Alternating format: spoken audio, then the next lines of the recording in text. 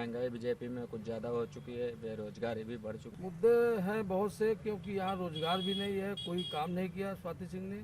और उसके बाद जो है काम उन्होंने नहीं किया है, पूरी सरोजिनी क्षेत्र में कहीं नहीं किया कुछ काम। आम जनता इतने बड़े अधिकारी के संपर्क में नहीं रहती कभी, तो सीधी सी बात है। आपके लिए नए हैं वो?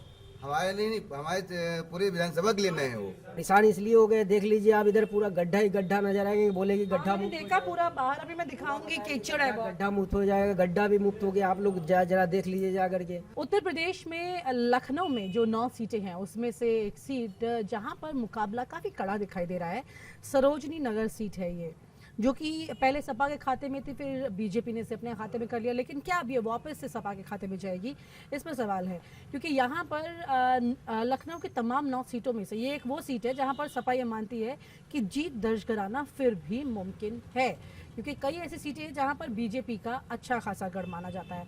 लेकिन यहाँ पर इसके अलावा एक और दिलचस्प बात हो गई है कि राजेश्वर सिंह, जो कि ईडी के अधिकारी रहे हैं, वो अब राजनीति में अपना दाव आजमा रहे हैं, वो मैदान में उतर आए हैं। वहीं पर उनके सामने समाजवादी पार्टी से अभिषेक मिश्रा जो हैं, जो कि सपा सरकार में मंत्री भी रहे हैं, वो उनके सामने हैं।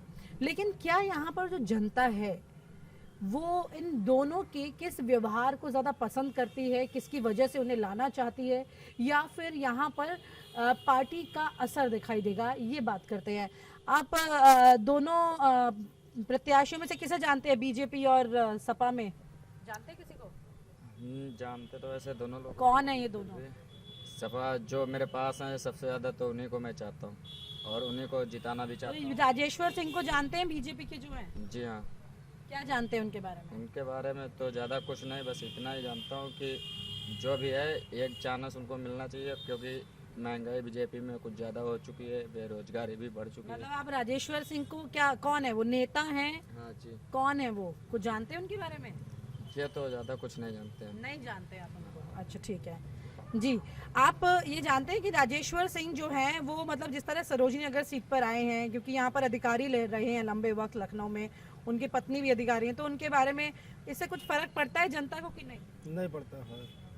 वो समाज में पहली बार तो आए हैं सरोजिनी नगर में, और अभिषेक मिश्रा हमारे लिए तो ये भाजपा सरकार गड़बड़ है, हमको समाजवादी पार्टी से इनको तो समाजवादी पार्टी से करना है। ओके, आप को क्या लगता है कि मतलब समाजवादी पार्टी अपनी सीट वापस ले पाएगी? बीजेपी ने जो ले ली थी पिछली बार, बीजेपी ने ले ली थी, वो मोदी की लहर थी, अब की जो है समाजवादी जीतेगी। और ऐसा आपको लगता है? जी जी। क्या मुद्दे हैं, बड़े मुद्दे क्या हैं? मुद्दे हैं बहुत से, क्योंकि यहाँ रोजगार भी नहीं है, कोई काम नहीं किया स्वाति सिंह ने, यहाँ पे कुछ काम नहीं किया, इसीलिए उसकी। स्वाति सिंह जब आई थी तब तो मतलब एक उनकी लोगों को लगा कि एक महिला देखिए इतने अच्छे से और अपने पति के लिए लड़ाई लड़के आई है, और मतलब कुछ तो चीज़ों का असर दिखाई देगा। तो क्या स्वाति सिंह ने, कहते हैं कि महिलाएं अच्छा काम करती हैं? नहीं किया अच्छा काम, इसलिए जो है वो तो उनको क्या टिकट मिली, वो तो दया शंकर जरिए से इनको टिकट मिली थी, इनका कोई वही वजूद नहीं था, वो तो दया शंकर ने दिलाई थी, तो तभी ये आ गई।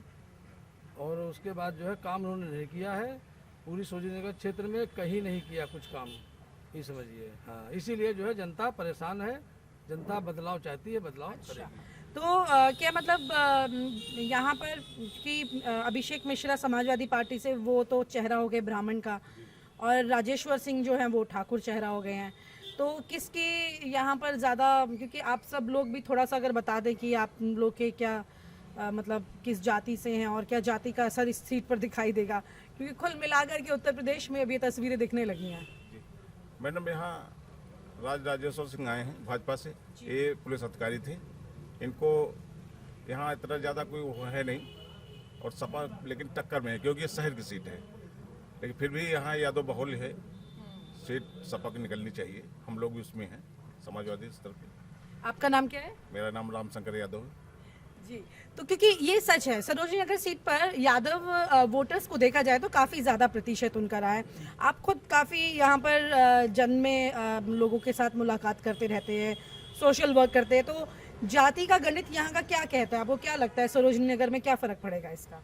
सरोजिनी नगर में देखिए, अभी जो है हम लोग नए सिरे से सरोजिनी नगर में समाजवादी तो ख़त्म हो गई थी, अब हम लोग अभी यहाँ पे जाति गणित का क्या लगता है आपको कि मतलब अगर ठाकुर की बात करें, ब्राह्मण की बात करें, क्योंकि ब्राह्मण का प्रतिशत जो है वो यहाँ पे कभी भी चेंज कर सकता है माहौल को।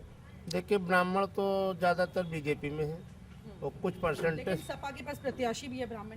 सपा के बाद प्रत्याशी जरूर है, लेकिन ब्राह्मण ज़्यादातर 100% में 75% बीजेपी में है, 25% ये है कि हम लोग भी लड़ते तो समाजवादी में हमारे लगे बहुत ब्राह्मण यहाँ जुड़ा हुआ है, जो कि व्यक्तिगत ब्राह्मण जो है ये मिश्रा जी में वोट देगा जो हम लोगों से जुड़ा हुआ है। अच्छा, तो वो ब्राह्मण वोट उधर से निकल के आएगा। लेकिन अगर ठाकुर वोट की बात करें तो यहाँ पर आपको ये लगता है कि जैसे तमाम उत्तर प्रदेश में इस बार धर्म और जाति की बात की जा रही है, तो यहाँ पर जाति असर दिखा रही है धर्म? देखिए मैडम, हमारे यहाँ जो ठाकुर बिरादरी है उसके 28 गांव है जिसको 28 कहा जाता है। लखनऊ एक ऐसा क्षेत्र है जहाँ पे 28 कहा जाता है। 28 उसमें भी रुद्रदमन सिंह बबलू जो चुनाव लड़ रहे हैं, कांग्रेस लड़ रहे हैं, कांग्रेस प्रत्याशी हैं, और वो जिला पंचायत सदस्य रह चुके हैं, उनकी पत्नी भी रह चुकी है, कई बार उनका भी अपना वर्चस्व है ठाकुरों में। तो ठाकुर वोट तो डिवाइड होगा ही, कुछ क्षेत्रीयवाद में जाएगा और कुछ बचा जो है वो उसमें जा सकता है, और कुछ ठाकुर सपा में भी है। ऐसा नहीं कि सपा में नहीं है, सकम पहले से भी था, वो अभी आ सकता है। तो 3 धर्म ठाकुर बढ़ जाएगा जो ठाकुर। अच्छा, और ब्राह्मण वोट? ब्राह्मण का शहरी में ज़्यादा है और देहात में कम है, तो शहर में भी 3 जगह 2 जगह 3 जगह जाएगा। तो मतलब ये कह सकते हैं ये आसान सीट नजर आ रही है समाजवादी पार्टी के लिए क्या? जी मैम, आसान है बिल्कुल।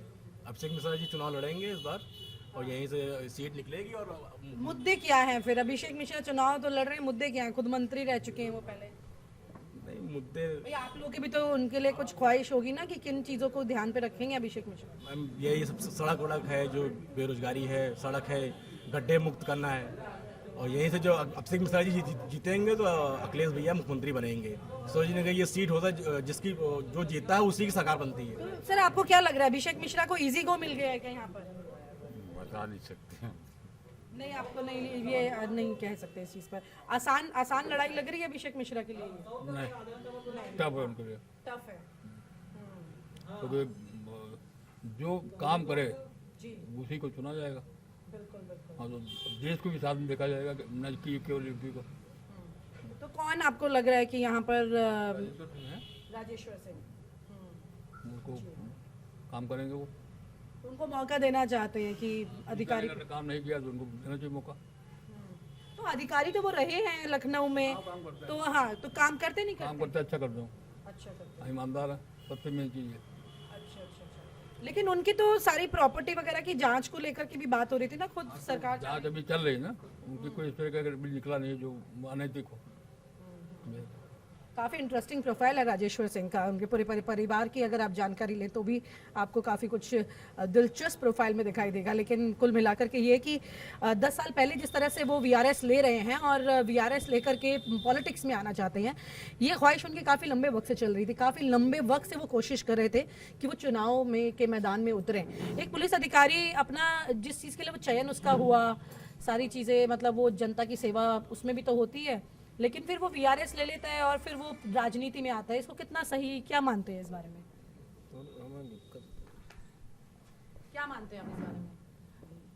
अब ये तो उनकी अपने विचार है, अपना उनका जो है जो भी सिस्टम है। बाकी जो नहीं, है आप जनता के हिसाब से क्या आपको जनता लगता के है? हिसाब से तो हमको लगता है कि वो भारतीय जनता पार्टी से प्रेरित थे, तो वो आ गए अपना लेकिन राजनीति में। आप के हिसाब से आपको नहीं लगता कि जनता के विचार होते हैं कि अब जनता के विचार, अभी तो उनको मौका ही नहीं मिला, अभी मौका मिले कुछ करेंगे, अगर जीतेंगे मौका मिले कुछ करेंगे तब तो हम लोग जानेंगे उनके क्या विचार हैं, क्या उनकी वो सोच है। मतलब कुल मिलाकर के आप मौका देना चाहते हैं, ऐसा आपको लगता है?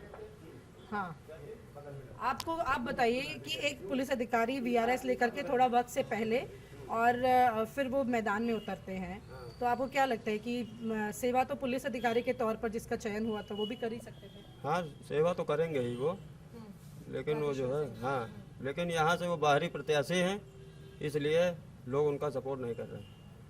तो इससे असर पड़ता है यहाँ पर? बहुत असर पड़ेगा। तो फिर भी थोड़ा शहरी, कई बार होता है ग्रामीण इलाकों में ये भाव ज़्यादा होता है, शहर में नहीं होता इसका। शहर में भी है, ऐसा नहीं, इनके साथ कोई नहीं है यहाँ पे, वही खाली पार्टी के पदाधिकारी वो लोग तो कह रहे हैं कि राजेश्वर सिंह को मौका देना चाहिए, सही ईमानदार आदमी है। हाँ हाँ, अपने अपने विचार है। आपके विचार? हैं। हाँ, नए प्रत्याशी जनता से जुड़े नहीं हैं, हाँ, तो वोट जो पार्टी का वोट है वो उनको मिलेगा, बाकी जनता का जो नए लोग हैं उनसे नहीं जुड़ पाए हैं। अभी जनता के बीच आ ही नहीं पाए हैं। अभी तो लोग उनको पहचानते ही नहीं प्रत्याशी कौन है जनता के बीच में। पुलिस अधिकारी थे तो आम जनता उनसे नहीं जुड़ी हुई है। नहीं, अधिकारी थे तो फिर भी अधिकारी से आम जनता इतने बड़े अधिकारी के संपर्क में नहीं रहती कभी, तो सीधी सी बात है। आपके लिए नहीं है वो? हमारे नहीं, हमारे पूरे विधानसभा के लिए नए हैं वो, पूरे विधानसभा के लिए नए हैं वो। हम लोग तो बहुत परेशान हो चुके हैं उन लोगों से, किनसे? योगी सरकार से। अच्छा, परेशान इसलिए हो गए, देख लीजिए आप इधर पूरा गड्ढा ही गड्ढा नजर आएंगे, बोलेगी गड्ढा मैंने देखा पूरा बाहर, अभी मैं दिखाऊंगी, कीचड़ है बहुत। गड्ढा मुक्त हो जाएगा, गड्ढा भी मुक्त हो गया। आप लोग जरा देख लीजिए जा करके, रोजी रोजगार को इतना फर्क पड़ गया है। हाँ हाँ बिल्कुल, देखिए रोजी रोजगार को इतना फर्क पड़ गया है कि जो है सो बिल्कुल चलना मुश्किल हो गया है। देख लीजिए ये गड्ढा मुक्त है, हमारे योगी जी का जो है सो गड्ढा मुक्त है। ये है हमारे जो है सो समाज में ये कह रहे ये कर दिया हूँ वो कर दिया हूँ, गली गली गड्ढा मुक्त है, कुछ नहीं है। रोजी रोजगार तो बिल्कुल खत्म हो गई है। जो 400-500 रुपया का काम करते थे आज की डेट में 150 रुपया का काम नहीं कर पा रहे हैं। कह रहे हैं कि जो है सो गड्ढा मुक्त हो गया है, रोजगार बढ़ गया है। किसान लोग और नीचे तबके के जितने लोग हैं सब परेशान हो। मुफ्त राशन का तो पूरा विज्ञापन चल रहा है। अरे राशन तो 5 किलो राशन से कुछ हो जाएगी? गैया लोग पूरा चढ़ा जा रहा है, सांड को खोल के छोड़ दिए हैं पूरा, और उसके बाद पूरा गैया चढ़ा जा रहा है। 50 किलो जो है सो मान चलिए कि बांट रहे हैं, तो यहाँ किसान का जो है सो 10 कुंटल नुकसान कर रहे हैं। ये क्या कर रहे हैं? यही हमारे योगी जी का जो है सो ये है सबसे अच्छा हमारी समाजवादी पार्टी सरकार है। बस इन्हीं को लाएंगे, इन्हीं को जिताएंगे। ऐसा? आप वेल्डिंग का काम करते हैं? जी मैडम। क्या लग रहा है आपको? क्या मतलब सड़कों की तो हालत खराब है, आपके पीछे गड्ढा दिख रहा है मुझे, तो इसकी तो वेल्डिंग हुई नहीं है अभी। आपका क्या फिर रिजल्ट रहेगा? रिजल्ट हमारा, हम तो सपा ही में जाएंगे। और हमें मैम ये देखिए स्वार्थी सिंह ने कितना काम किया है 5 साल के अंदर, ठीक है। तो अखिलेश जी आने चाहिए और हम सबसे कहेंगे कि अखिलेश जी को वोट दीजिए। आपके इलाके के लोगों ने बोला नहीं स्वाति सिंह जी को इतने गड्ढे भरवा दीजिए? स्वाति सिंह कभी किसी से मिलती हैं? कभी किसी से मिलती हैं? कभी किसी से मिलती ही नहीं। स्वाति सिंह जी जो इधर से आती थी, जब देखे गड्ढा बड़े बड़े गड्ढे हो गए, 1-2 बार खांचे में फंस गए, तो इधर के जितने दुकानदार थे फुटपाथ पे सबको हटा दिया गया। फिर उस तरफ से जो है सो रास्ते से, फिर उस तरफ से जो है सो रास्ते से जो है सो बनाए, इधर जो है सो रास्ते हैं। अखिलेश की देन है, अखिलेश सरकार बनाया। जब टूटने लगे तो इधर से रास्ता छोड़ करके इधर से निकलने लगे। क्या 5 साल से सड़क ही नहीं बनी है? कुछ भी नहीं बनी है, गिट्टी तक नहीं हुई। 1 रुपए का कोई काम इन लोगों ने नहीं किया। 450 का सिलेंडर था, 1000 रुपए का सिलेंडर मिल रहा है और राशन फ्री में मिल रहा है। राशन दे, योगी जी बता रहे हैं हम राशन दे रहे हैं, लेकिन 1000 रुपए का सिलेंडर है वो नहीं बता रहे हैं। 100 रुपए लीटर तेल हो गया वो नहीं बता रहे हैं, खाली राशन फ्री दे रहे हैं। तो आप लोग सिलेंडर भरवा रहे हैं? बिल्कुल, वाई नॉट, बिल्कुल भरवाते हैं जी हाँ। तो कितना खर्चा जा रहा है फिर आप लोग का? अरे ये जो रोड जो बनी थी उस समय जो हरिशंकर यादव जी ने बनवाया। ये सामने नेताजी बैठे हैं, इन्होंने बनवाई थी। बाद में जो है सो कोई आए नहीं, इन्होंने बनवाई थी। हरिशंकर यादव जी ने इन्होंने बनवाया। कोई काम नहीं किया, खाली आदमी का ब्रेन वॉश किया है, हिंदू मुस्लिम करके, बस उसके अलावा इन्होंने कुछ किया ही नहीं। किसान का और हम लोग नीचे तबके के आदमी का रोजी रोजगार छीन गया और कुछ भी नहीं बचा है। ठीक है, आपको कुछ कहना चाहते हैं सरोजनी नगर सीट को लेकर के उत्तर प्रदेश? हम तो भैया सपा को ये समर्थन करेंगे, क्योंकि तनख्वाह 10,000 मिल रही थी, 5,000 हो गई है। ये सिस्टम है। खेत में गेहूँ हो भी गैया सब खाई जा रही है।